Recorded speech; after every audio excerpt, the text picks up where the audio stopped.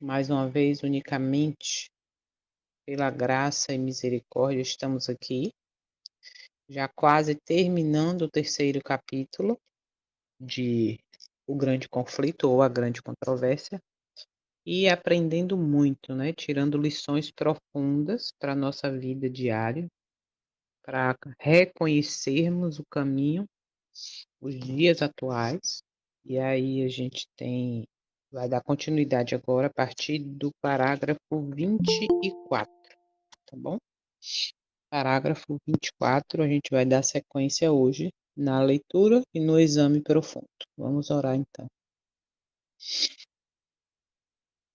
Santo e eterno, maravilhoso, soberano do universo, estamos nesse momento gratos por mais essa oportunidade, unicamente pela tua graça e misericórdia estamos aqui. Te agradecemos e que possamos neste dia valorizar essa misericórdia, como eu sempre digo, escolhendo as coisas que nos levam ao caminho eterno, contemplando a tua face para sermos transformados. Dai-nos condição, força e poder para isso, que nós de nós mesmos não conseguiremos.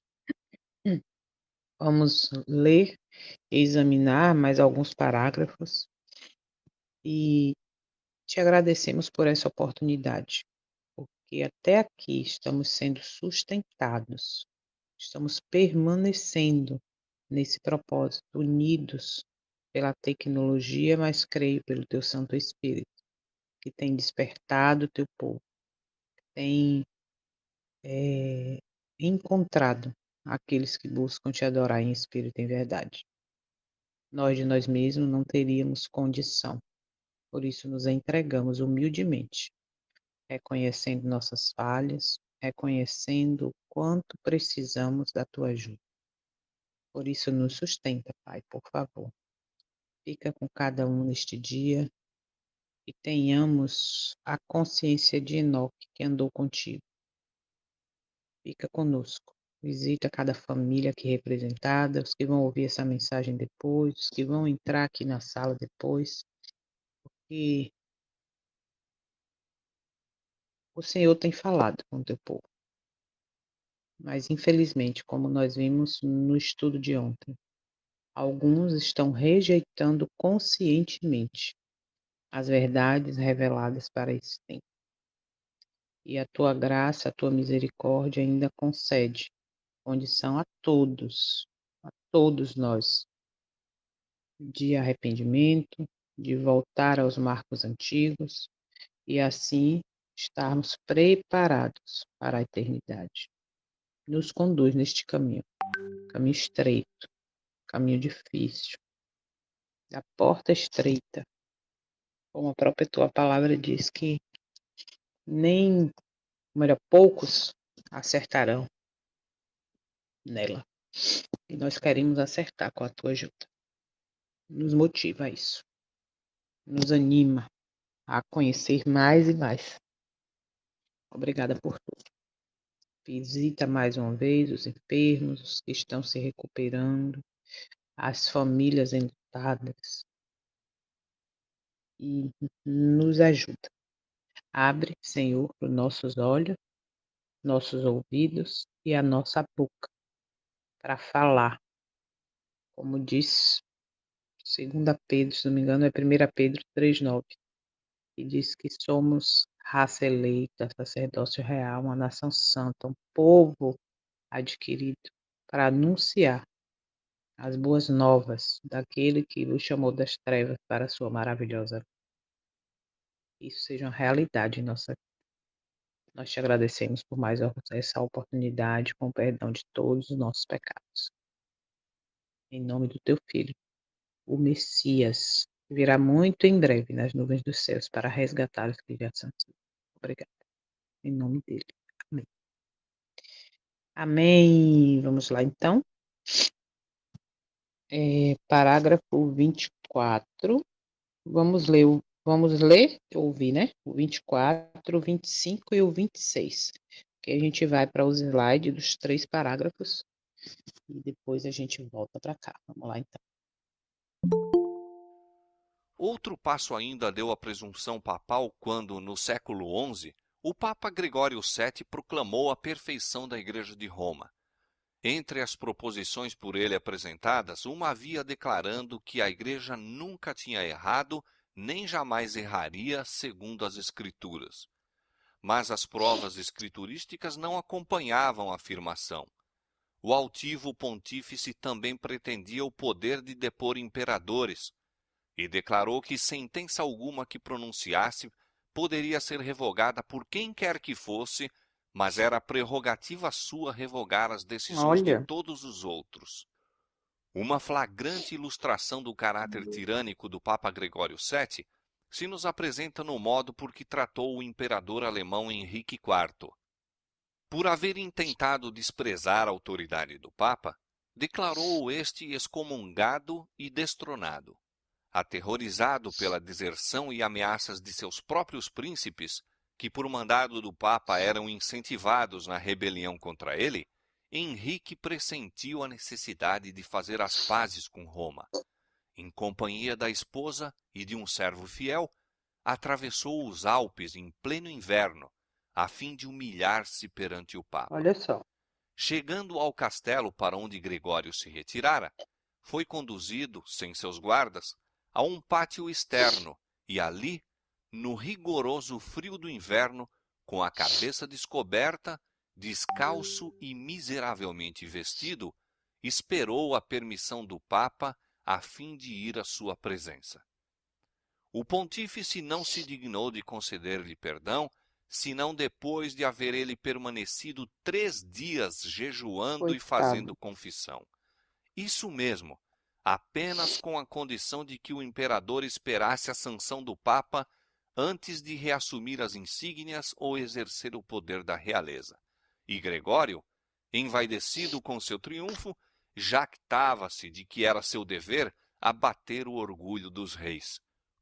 Quão notável é o contraste entre o orgulho deste altivo pontífice e a mansidão e suavidade de Cristo, que representa a si mesmo à porta do coração a rogar que seja lhe admitido, a fim de poder entrar para levar perdão e paz, e que ensinou a seus discípulos: qualquer que entre vós quiser ser o primeiro, seja vosso servo. O que é que a gente vê aqui? Orgulho, né? Pelo cargo, pelo poder que foi concedido a ele. Você vê que ele diz que o orgulho reivindicava o poder de depor imperadores e declarava que nenhuma sentença que ele pronunciasse poderia ser anulada e que quem quer que fosse, mas que era sua prerrogativa, revogar as decisões de todos os outros. E aí, nesse orgulho todo de se achar, como disse, o que que ele fez? O pobre foi lá, chegou pedindo, mostrando arrependimento, etc. Não, só cai fora no frio, 3 dias em jejum. Então, a gente vê aqui que a frieza, né? Como falou aqui o parágrafo 24. Quão surpreendente o contraste entre o dominante orgulho desse arrogante pontífice e a docilidade e mansidão de Cristo. Então, há uma diferença muito. Mas vamos lá tirar lições deste parágrafo, melhor, destes parágrafos.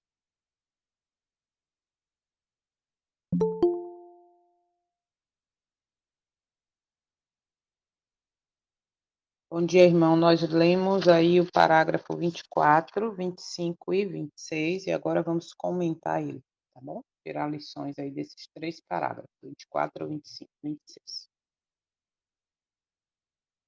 No passado, o que que a gente viu aqui, como eu já citei, o orgulho, né? E também a presunção de infalibilidade. Eu sou, aqui ninguém erra, tá tudo certo. Bom dia. Tá tudo certo. A gente já estudou sobre o que é presunção, e aí agora a gente vê que o Papa Gregório VII, no século XI, mais um marco de exaltação humana acima do Altíssimo. Ele proclamou a perfeição da Igreja de Roma. Essa não erra. Eita. Afirmando que nunca errou nem jamais erraria. Essa alegação não tinha base bíblica, né, nas escrituras, mas foi imposta como dogma. O que é um dogma? Doutrinas fundamentais. Quando eu fui pesquisar realmente o significado de dogma, são doutrinas fundamentais, então não podemos mais dizer que, não, isso aí é dogma da Igreja Católica, isso aí é dogma da Igreja, isso aqui tem dogma é a Igreja. Não, nós também temos, porque nós temos até, né, as doutrinas fundamentais. Então, toda igreja, como instituição, acaba tendo suas doutrinas, ou a maioria, pelo menos, né, as mais organizadas, vamos dizer assim. Então, já saiba definitivamente que dogmas significa doutrinas fundamentais, né, que é impostada aos seus fiéis como algo que não pode faltar. E isso é uma das doutrinas, ou seja, dogmas da Igreja Católica. E declarou que somente ele, Papa, né, lá, poderia depor imperadores e revogar decisões alheias. Ele afirmava que suas decisões não podiam ser revistas por ninguém. O que eu falei está falado. Resultado: a autoridade humana foi colocada acima da autoridade do Eterno e de sua palavra. E hoje, o que a gente pode tirar disso aqui para os nossos dias? A inerrância institucional versus autoridade da Bíblia. Assim como Gregório afirmou que a Igreja jamais errou, hoje muitas instituições religiosas agem como se estivessem acima da correção bíblica. Rejeitam qualquer questionamento baseado na Escritura, mesmo que suas tradições contradigam a palavra do Eterno. Tá? Então, trazendo para os nossos dias, essa inerrância institucional existe hoje também, né? Versus autoridade da Bíblia. Ponto 2. Falta de base bíblica nas declarações religiosas. O Gregório, né, o Papa, fez afirmações sem qualquer prova nas Escrituras. E atualmente, muitas doutrinas populares, como a guarda, o domingo, a veneração de santos, são mantidas sem respaldo bíblico apenas pela tradição. E por que a maioria aceita? Porque não conhece a Escritura do jeito que deveria, ok? Então fica aí a dica que nós devemos conhecer. Isso a gente já sabe, mas não podemos esquecer, não podemos nos acomodar, tá? 3.3. Pretensão de controlar o poder civil e político. Gregório quis depor imperadores e ter a última palavra sobre os reinos terrenos. Hoje, vemos líderes religiosos influenciando governos, leis e políticas públicas, especialmente em temas morais, como se fossem autoridade suprema, sem considerar a consciência individual guiada pela Bíblia. Hoje, a consciência individual está. Só um momentinho. Eita, ia vir um espirro no meio. Peraí. Ai, sem misericórdia. Desculpa. Então, hoje também. Alguém escreveu alguma coisa aqui. Deixa eu ver o que escreveu aqui. Peraí, viu? Não somente as instituições religiosas, mas muitos líderes religiosos ou fundadores agem em meio à membresia. Sim, o poder, né? Querendo colocar ali como soberano. Muito bem, então a gente viu aqui. Agora, ponto 4. Intolerância à divergência. O Papa dizia que ninguém podia revogar suas decisões, mas ele podia revogar as dos outros. E aí eu até botei aqui em letras grandes. Atualmente há um espírito autoritário e centralizador em todos os sistemas religiosos.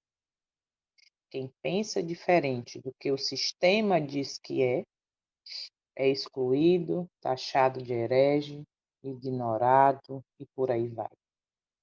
Ok?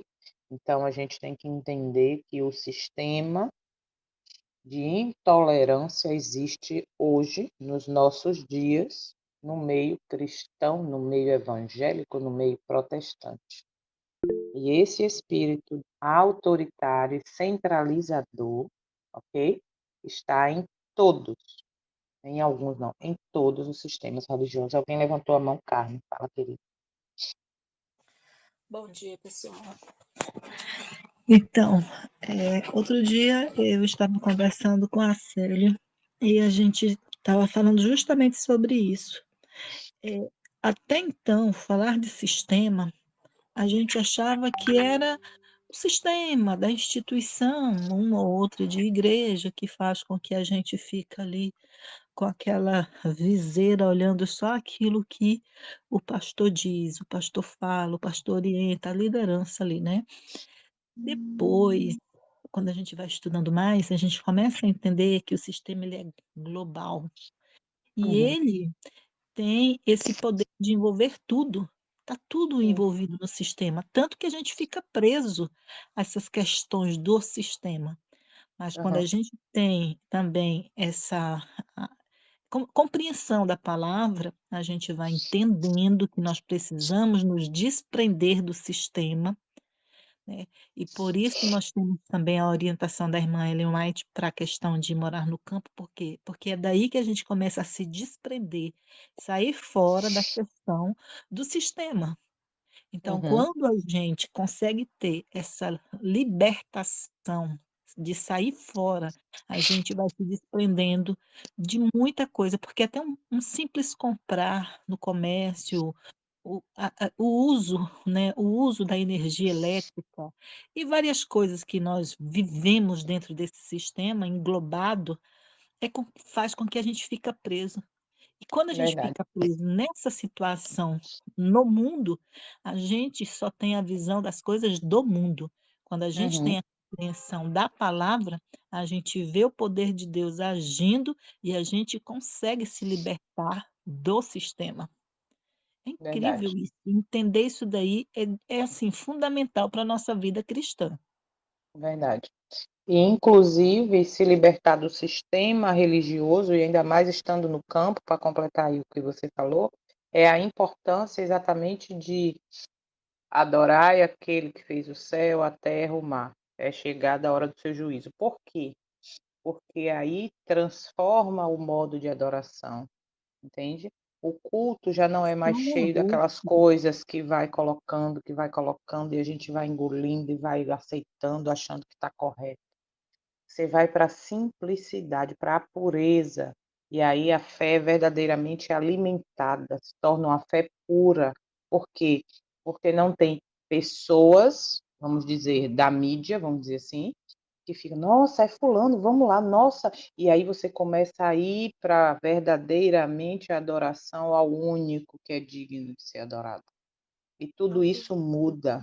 Então, alguém sair. disse Hum, alguém disse assim: "Mas não existe santo".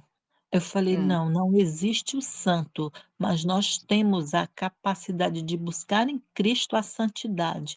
Quando nos uhum, desprendemos dos sistemas e vivemos essa simplicidade, nós uhum. fazemos uma renovação espiritual, e é nesse sentido que nós temos o crescimento. E sem Lo a santificação ninguém verá a Deus, né, Hebreus 12, e 14. lógico que nós temos que buscar, porque se não Ah, buscar e com ficar certeza. um pé no mundo e outro também Acomodado, uhum, acomodado, a gente nunca vai uhum, chegar nesse patamar. não querendo abrir mão das regalias, dos benefícios, né, do conforto, entende? Então, realmente, a gente tem que se desligar do sistema. Mas como aqui disse, obrigada, Carmen. Mas como aqui disse, hoje esse espírito autoritário continua, tá, em todos os sistemas religiosos, ok? Que se alguém pensar o contrário, foi isso que eu bem ouvi na ligação. Não, o que você está pensando é diferente do que a igreja pensa. Então, diante disso, eu não posso agora, enfim, não vamos sair do foco. Presente, hoje, a mesma presunção com nova aparência, formas modernas de infalibilidade religiosa. Líderes que dizem, não erro, eu sou ungido, que qualquer questionamento é tratado como rebeldia. Denominações que colocam doutrinas próprias acima da Bíblia, ou seja, crenças humanas, passam a ser definidas com mais zelo que a palavra. Quem me toca, toca no ungido, no escolhido. Cuidado, não fale, não toque, não reivindique, não pergunte, não questione.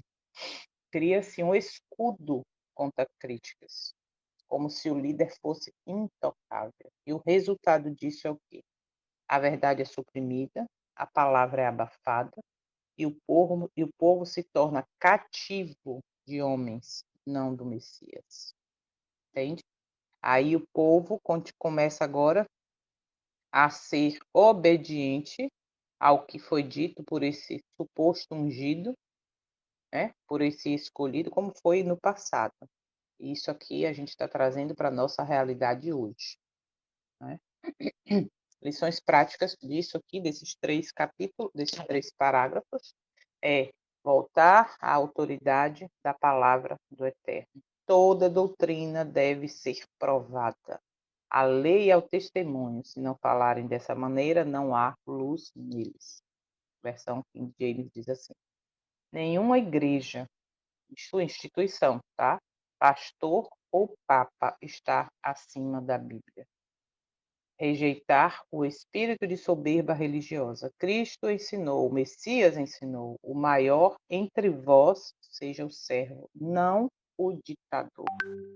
Porque hoje os líderes acabam sendo ditadores mesmo, se não for do jeito que eu digo, que eu ensino, que o meu falou, que você não, entende?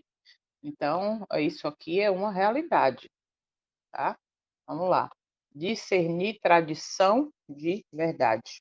O povo fiel, ou seja, a igreja de Cristo, corpo do Messias fiel nos últimos dias será conhecido, olha, por seguir a verdade, mesmo quando ela confronta a maioria.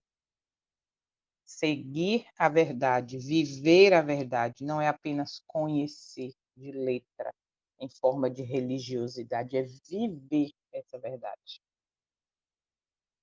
Messias, o modelo de humildade e submissão ao Pai, a gente viu aí no último parágrafo, no 26, né, falando a diferença, que surpreendente contraste entre o dominante orgulho desse arrogante pontífice e a docilidade e mansidão de Cristo. O Messias ensinava, minha doutrina não é minha, mas daquele que me enviou.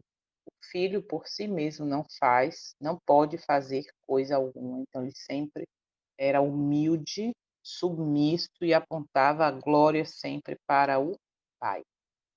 Enquanto o Papa reivindicava infalibilidade e domínio, o Messias demonstrava o quê? Humildade, obediência e submissão ao Pai.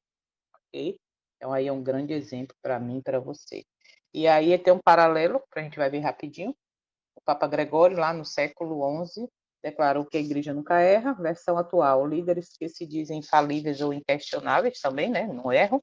Messias, o exemplo verdadeiro. Esse submetia à vontade do Pai. Exaltação à autoridade no passado, papal sobre os governantes. Hoje, igrejas influenciam política para manter domínio. E o Messias disse, meu reino não é deste mundo.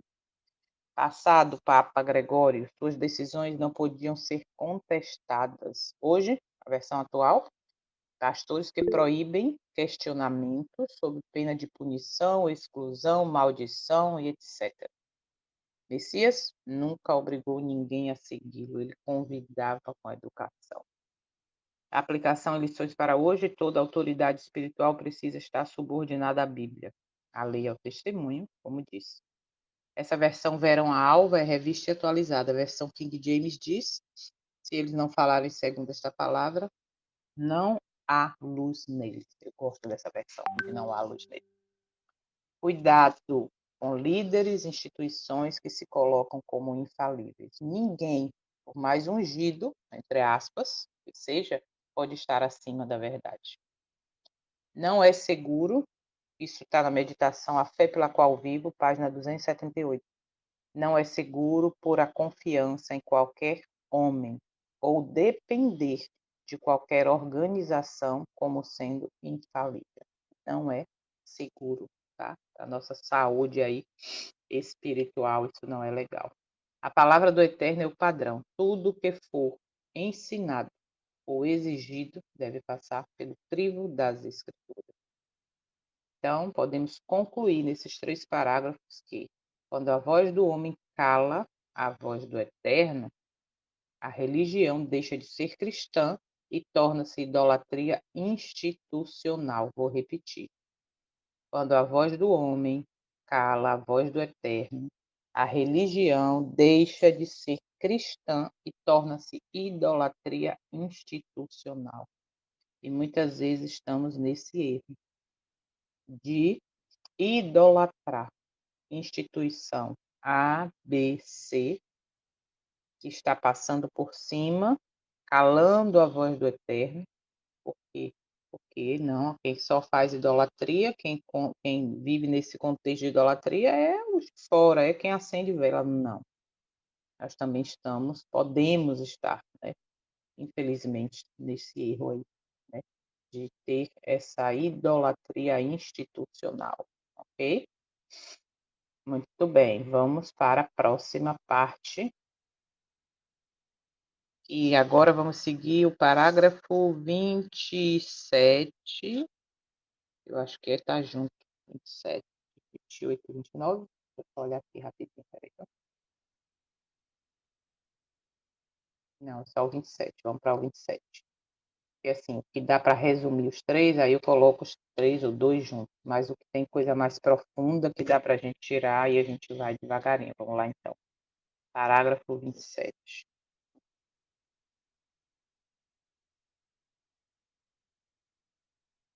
Os séculos que se seguiram testemunharam um aumento constante de erros nas doutrinas emanadas de Roma.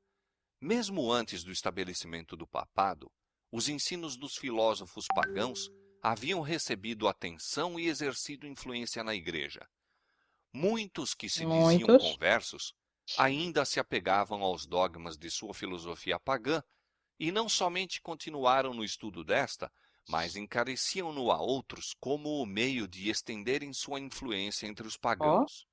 Erros graves foram assim introduzidos na fé cristã. Destaca-se, entre outros, o da crença na imortalidade natural do homem e sua consciência na morte. Esta doutrina lançou o fundamento sobre o qual Roma estabeleceu a invocação dos santos e a adoração da Virgem Maria. Disto também proveio a heresia do tormento eterno para os que morrem impenitentes, a qual logo de início se incorporara à fé papal. você vê que não parou de adicionar, né, coisas além das escrituras. Começou devagarinho, sorrateiramente, e aí cada dia foi piorando, trazendo mais coisas onde o povo que não estuda, que não busca, ia naquela ideia de que o meu líder está falando é verdade, já vem aquele materialzinho pronto ali, aquele jornalzinho, né, aquela revistinha pronta, e vai naquilo, e aquilo vai sendo massificado na mente, entende? E aí tudo que vem de lá, vem do meu líder, é a verdade. Isso aconteceu aqui claramente na história relatado e hoje também não é diferente. Eu dei até um exemplo eu não vou lembrar o nome dela agora, que começou o estudo bíblico na época comigo e depois parou porque disse que o pastor dela falou que era para parar. Entende? Então você vê que a que ponto chega você ser submisso a uma autoridade humana. Muito triste isso. Vamos lá. Então, paralelo com os dias atuais do parágrafo 27. Filosofia humana misturada com fé genuína. Assim como no passado, hoje, muitos líderes religiosos se apoiam em filosofias seculares, psicologia humanista e tradições pagãs para sustentar doutrinas. O resultado é um evangelho diluído que mistura fé com raciocínios humanos. Eu não vou citar nomes, mas tem um influente, está aí nas mídias, muito conhecido nosso, onde ele gosta muito de citar filósofos pagãos. Porque fulano disse isso, porque fulano disse aquilo, entende? E aí ele vem com essa doutrinação filosófica. Eu comecei a perceber isso depois que a gente vai abrindo os olhos, a gente percebe, nossa, como fulano fala. E aí fui pesquisar ontem, né? Fulano fala de filósofo, dá exemplo de filósofo pagão, nossa, muito. E eu não tinha percebido ainda. Isso está no nosso meio, tá? Então, infelizmente, isso o evangelho é diluído. Tira a essência de termos a fé pura somente no evangelho e vem agora raciocínios humanos. Entende? Uma coisa é profunda e séria. Crença na imortalidade da alma. Hoje, atualmente, o ensino de que a alma é naturalmente imortal não tem base bíblica. Ezequiel 18, verso 4 diz: a alma que pecar, essa morrerá. E a gente sabe que alma é uma pessoa. Por isso que lá em Gênesis fala que e o homem pegou o barro, né, fez lá e soprou em suas narinas o fôlego de vida e o homem passou a ser, não a ter uma alma. Então, o homem o ser humano é uma alma, ok? Por isso que a alma que pecar, essa morrerá. E por que, então, as pessoas acreditam que que a pessoa morreu, a alma saiu do corpo e está viva em algum lugar? Porque não conhece a Escritura, definitivamente. Porque a maioria das versões bíblicas, inclusive a versão católica, tem lá, a alma que pecar, essa morrerá. Então, por falta de conhecimento. Ainda assim, é amplamente pregado, alimentando doutrinas como invocação de santos mortos, a oração a Maria e a ideia do inferno eterno como punição presente. E aí é onde mora o perigo, né? Ponto 3. Medo como ferramenta de controle religioso. A ideia do tormento eterno foi usada por Roma como instrumento de medo e dominação. Hoje, muitos ainda usam esse terror para manter fiéis submissos, em vez de apresentar o Elohim de amor e justiça revelado nas Escrituras. Isso aí também é uma realidade. Então, podemos tirar lições de voltar à Bíblia como única fonte de verdade. Devemos crer no que está escrito: os mortos não sabem de coisa alguma, Eclesiastes 9:5.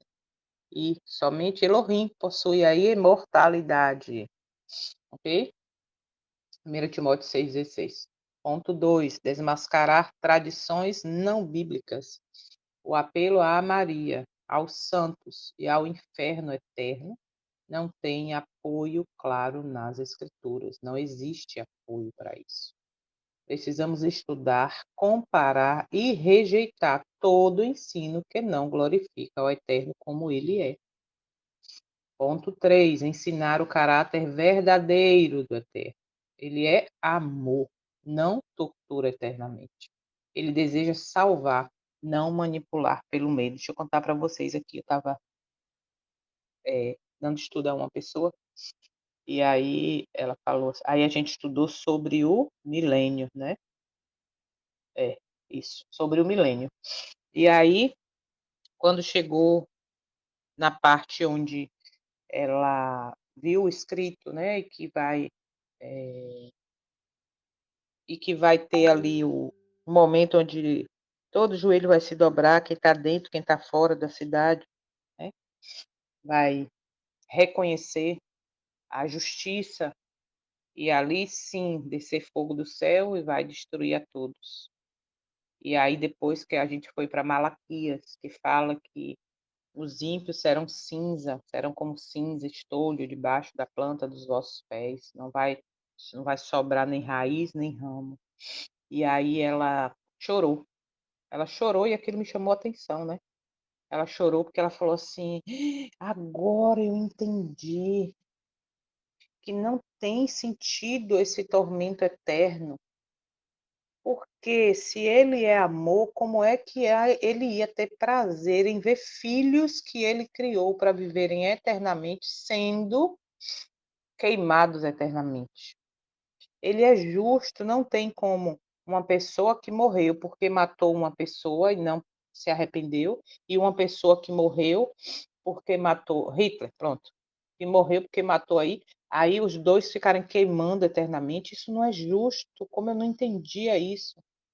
Então, é importante a gente perceber que muitas pessoas acreditam aí fora, por quê? Porque não teve a oportunidade de conhecer verdadeiramente.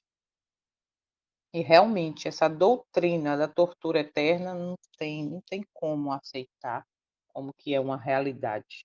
É muito bárbara no sentido da maldade da coisa, ok? E ele deseja salvar, não manipular pelo medo. Muito bem. Então, deixa eu ver o que foi que alguém comentou aqui. A Bíblia é o nosso manual de instrução, não existe outro. Como é difícil das pessoas entenderem isso, mas é aquele detalhe que a gente viu ontem. Muitos negam conscientemente, né, sabendo, rejeitando a verdade, porém muitos, não posso dizer que rejeita a verdade porque não conhece, mas eu creio e sempre repito isso, desde sempre, ó, com esse grupo. Que aqueles que chegou a hora, como é que o Messias fala bem claro, chegada a hora, né? Chegar a hora, é agora. Já chegou em que o Pai busca adoradores e o adorem em espírito e em verdade. Então, dentro dessas pessoas que acreditam nisso, que buscam de verdade, serão encontrados. Ai, desculpa, e terão os olhos abertos. Ok? Cabe a nós exatamente isso. Estudar, incentivar e falar. Abre, Senhor, minha boca também, para que eu possa falar. Ok? Vamos seguir então. Achava-se então preparado o caminho para a introdução de Parágrafo ainda outra 28. invenção do paganismo, a que Roma intitulou purgatório e empregou para amedrontar as multidões crédulas e supersticiosas. Com esta heresia, afirma-se a existência de um lugar de tormento no qual as almas dos que não merecem condenação eterna devem sofrer castigo por seus pecados e do qual, quando libertas da impureza, são admitidas no céu. Ainda uma outra invencionice era necessária para habilitar Roma a aproveitar-se dos 29. temores e vícios de seus adeptos. Esta foi suprida pela doutrina das indulgências. Completa remissão dos pecados, passados, presentes e futuros, e livramento de todas as dores e penas em que os pecados importam, eram prometidos a todos os que se alistassem nas guerras do pontífice para estender seu domínio temporal, castigar seus inimigos e exterminar os que ousassem negar-lhe a supremacia espiritual. Ensinava-se também ao povo que, pelo pagamento de dinheiro à igreja, poderia livrar-se do pecado e igualmente libertar as almas de seus amigos É falecidos que brincadeira. tivessem condenados às chamas atormentadoras. Por esses meios, Roma abarrotou os cofres e sustentou a magnificência, o luxo e os vícios dos pretensos representantes daquele que não tinha onde reclinar a cabeça. Olha aí. Maneira de enriquecer, né? Metendo medo, traga o dinheiro, compre, e aí você vai ter aí o lugar garantido. Misericórdia. Ou melhor, você vai garantir um bom lugar para quem morreu. Vamos lá, que o relógio não para. Vamos então comentar aí lições do parágrafo 28 e 29. Paralelo com os nossos dias. Doutrina do purgatório. Medo como ferramenta religiosa. Purgatório, não encontrado nas escrituras, que fique claro, ainda é ensinado por muitas igrejas como uma segunda chance após a morte. Essa crença mantém fiéis presos à insegurança espiritual e dependentes de médios e intercessores humanos. Muito perigoso. Ponto 2. Espera aí, deixa eu subir aqui. Indulgências. Espera aí. Indulgências modernas. Comércio da fé. Embora a venda literal de indulgências tenha sido reduzida O espírito comercial ainda domina muitos públicos.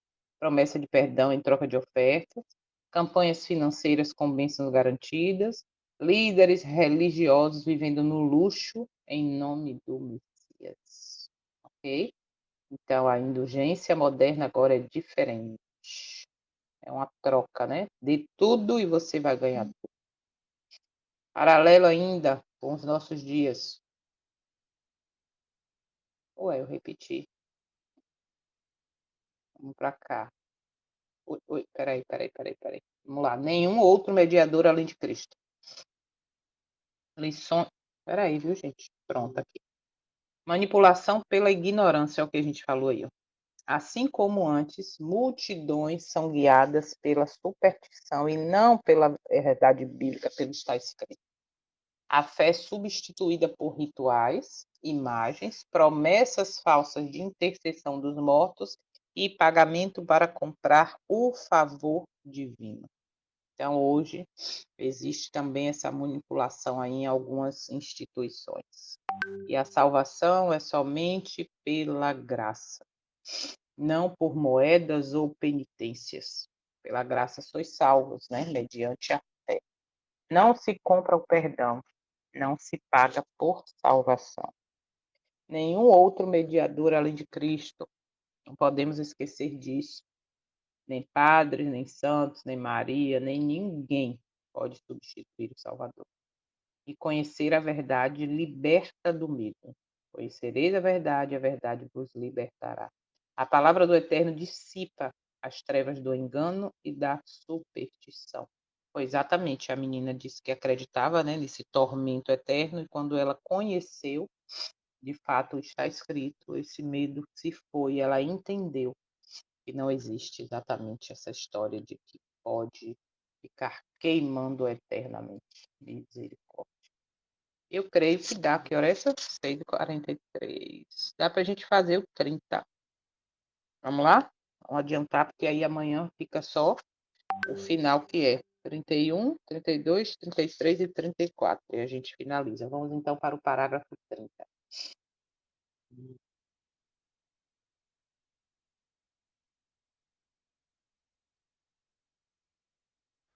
A ordenança escriturística na ceia do Senhor fora suplantada pelo idolátrico sacrifício da missa.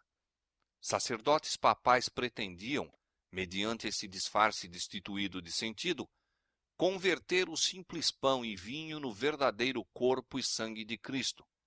Com blasfema presunção pretendiam abertamente o poder de criar em Deus, o Criador de todas as coisas. Aos cristãos exigia-se, sob pena de morte, Olha isso. confessar sua fé nesta heresia horrível que insulta ao céu. Multidões que a isto Eita, peraí. se recusaram foram entregues às chamas. Olha isso. Quem não aceitasse isso como verdade, por isso é importante esse parágrafo, porque muitos, eu creio que vão entender melhor o que isso significa de fato. Dizer que ali é o corpo de Cristo, literalmente. É muito sério isso. Vamos lá. E como eu penso que os que buscam serão encontrados, né? E esse estudo, esse tema e esse livro, ele foi inspirado, ele é o testemunho para todos os povos, todas as nações, para que todo mundo entenda. Então, por isso a ideia de trabalhar, não, de examinar por parágrafo, para a gente tirar lições. Por quê? Porque isso pode esclarecer muita gente aí fora que não está no grupo, mas que está sendo alcançado por essas verdades, ok? Então vamos lá. A ceia bíblica substituída por um ritual místico. A Santa Ceia, que deveria ser memorial da morte do Messias. Ele disse isso, né? Fazer isso em memória de mim, ok? Tornou-se um ritual carregado de misticismo baseado em doutrinas humanas. A transubstanciação. O que é isso? É a crença de que aquela hóstia, aquele pão, se torna literalmente o corpo de Cristo. Ainda é ensinada nos nossos dias, embora também seja mais um dogma, mais uma crença fundamental, porque não é base bíblica, e sim humana, ok? Então, o que é a transubstanciação? É a crença de que aquele pão se torna literalmente o corpo de Cristo. Então, dentro dessa ideia, o que que acontece? O homem está querendo criar o eterno. O ato de consagrar a hóstia como se transformasse no corpo, literalmente, né, do Cristo, como eles dizem ali encarnado, é uma afronta à soberania divina. Sugere que o homem tem poder de trazer, olha isso, hein? De trazer o próprio eterno ao altar, o próprio Deus ao altar deles ali, né? Como eles acreditam. Coloca o sacerdote como superior ao próprio Criador. Essa ideia central da idolatria, ok? Ponto 3. Perseguição à verdade por causa da fidelidade. No passado, quem se opunha, que não aceitava isso como verdade, era morto nas fogueiras. Hoje, agora, 2025, quem se opõe a rituais antibíblicos é frequentemente cancelado, ridicularizado, excluído, taxado de fanático, dissidente, separatista, extremista e por aí vai. Percebe? E só mudou termos, mas a forma é a mesma? Sim, muito bem. Então é isso aí que a gente tem que estar atento.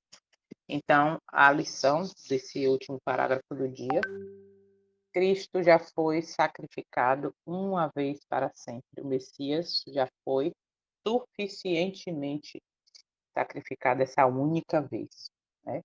Então ali ele já deu, já foi o próprio, já foi o máximo do sacrifício, não precisa fazer de novo, dizer que isto aqui é o corpo de Cristo, não, é símbolo, é um símbolo da lembrança, e não é literalmente. Porque com uma só oferta, Hebreus 10:14, aperfeiçoou para sempre os que são santificados. Então não há necessidade de reoferecer o Messias em cada missa. Ele, Deus não pode ser criado nem manipulado, o eterno não pode, ok? Fala, Carmen. É uma dúvida. Então, dentro dessa simbologia da Santa Ceia, de oferecer aí, de esse ritual oferecer o pão como corpo de Cristo e o vinho como sangue, então isso aí veementemente seria um momento de idolatria, de subjugar então aquilo que está escrito com a questão da manipulação de liderança em pastor, qualquer líder religioso, Uhum. em estar nos relembrando o tempo todo a questão da presença de Deus na nossa vida. Eu não sei se eu entendi muito o que você falou, eu acho que eu fiquei na dúvida, mas o fato, o que eu entendo aqui diante disso é, na missa, a hóstia, ela é tratada como literalmente o corpo de Cristo, tá? Na Santa Ceia, ele falou assim, ó, façam isso em memória de mim. Não que aquilo fosse literalmente o corpo, mas para lembrar, Sim. ok? Então, existe essa diferença. Por exemplo, vamos lá. Eu fiz com você, eu conheci, a gente ficou ali, a gente se conheceu e tal, e fizemos um feijão, uma panela de feijão junto. E aí a gente pegou esse feijão, comeu e tal. Dias depois, anos depois, tempos depois, a gente se encontra novamente. Aí eu cozinho o mesmo feijão, vamos dizer, um feijão preto. Aí eu vou pegar esse feijão, lembrando do passado, e vou dizer: olha, Carmen, lembra do feijão? Isso aqui é uma lembrança daquele dia que nós vivemos. Presta atenção, é uma lembrança. Mas se eu pego dias, anos depois, esse mesmo feijão, esse mesmo não, um feijão preto que eu cozinhei novamente, e digo para você, Carmen, este feijão é o mesmo feijão de 30 anos atrás que comemos, é o mesmo. Entende a diferença? Eu estou querendo trazer agora a substância, né, concreta daquele feijão que foi feito há 30 anos atrás para aqui agora, sendo que não é o mesmo. O de hoje é uma lembrança daquele dia que nós fizemos juntas, que nós estávamos juntas. Eu entendo assim, não sei se deu para entender esse exemplo que me veio aqui na mente agora. Mas, assim, é essa ideia. Por que o erro? Porque é inculcado de que ali é verdadeiramente o corpo, entende? É o corpo, é um pedaço do corpo que você vai agora receber. É um pedaço do corpo. Sendo que a Santa Ceia foi instituída em memória, é para você lembrar do sacrifício, do corpo sacrificado, do sangue derramado, e não literalmente ser o sangue, tá? Agora eu consegui diferenciar os momentos. Amém, ok? Mas não é difícil, não é difícil. Se a gente entender isso aqui, não é difícil. E outra coisa, se você ler a própria instituição, ali com Cristo, né, a última ceia, como é chamado, se você ler ali no Evangelho, no João, Mateus, Marcos, Lucas, você vai entender que ele fala isso bem claro, fazer isso em memória de mim, em memória de mim. Não pegar agora e dizer que ali é o corpo, literalmente. E aí é onde está o perigo, né? Porque é como se eu pegasse novamente Cristo sacrificado, tudo. Então, enfim, estudem, pesquisem, não fique só com isso aqui, não. Vá mais. Se você ainda não entendeu, achou confuso, mas quando você entende verdadeiramente, não é confuso, entende? É isso. Mas vamos seguir para a gente encerrar. O irmão que falou que é confuso, irmão, busque mais, entenda mais, assim, no sentido de entenda mais, não, busque mais, leia na Bíblia como foi instituída a Santa Ceia, que você vai entender. Que é diferente de fazer em memória e dizer que realmente aquilo é o. Ponto 2. Deus não pode ser criado nem manipulado. Eu sou o Senhor, fora de mim não há Salvador. O eterno não depende de mãos humanas, muito menos é controlado por rituais. Ponto 3, conheça a verdade. Sempre um cérebrozinho rosinha, ó, a mente, tá? Renovação da nossa mente. Conheça a verdade para não ser enredado pela tradição.